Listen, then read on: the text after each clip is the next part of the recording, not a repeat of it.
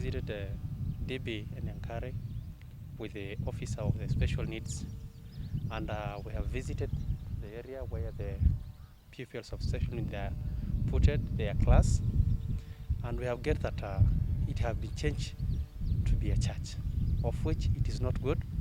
Teachers to take time or to take that facility room to make it a church without even involving the Office of Education. We actually likely we are going to take that action, and we are going to take the students, those pupils, back to their class. Those teachers who are changing the facilities of those special pupils, it will be going to be taken serious, and the ministry is going to take its own action.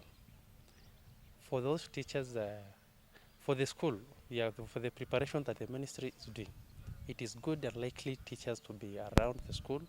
Mostly the head teacher and the teacher on duty, we are likely like them to be around the school. Morning, we have taken the responsibility to go around some of our institutions to check how preparedness it is.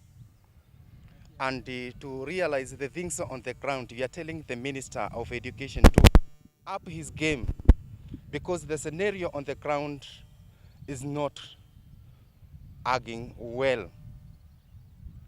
At that point, we are urging the Minister and the whole government, the whole stakeholders who are involved in fighting of the COVID-19, to move as fast as possible and make sure that the environment in our learning institution are corrected. We have come to find out that some of the units which were set by the government for the children with the special needs now are being turned to be churches.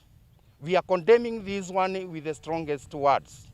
And we are urging the officers in charge of education across the country to move around and find out how the environment is, so that our children, when we be coming back in January, everything will move smoothly. But the way things are, we are seeing the government still, we are not ready to open this institution in January. There is a directive from the Ministry of Education and the Teacher Service Commission that at least one teacher on duty to be in schools. But our teachers are still reluctant. Let us remind our teachers that they are not in holiday. The moment you are called upon for duty, kindly just report to your working. We are telling the government, we don't want just to see officers moving to schools. What we want to see is the actual taken place. We want to see people working. We want to see people working on those compounds. We want to see those classes being painted again. If it is the doors, we want those doors to be adjusted.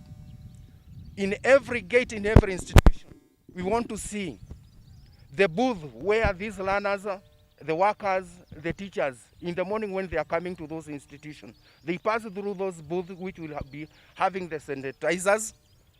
And when they are leaving those institutions, they should also be passing there. But when we are saying we are doing preparation and we are not seeing anything happen on the ground, then we are saying we are not ready to open this institution. And the minister should move as fast as possible. We don't want a scenario where he said that we are opening the schools in June, then in September, now he have talked of January. Let him go to the cabinet. Let him move to the ministry. Let him move to the parliament and ask the members of parliament to allocate funds for him to be able to disperse those funds to the education officers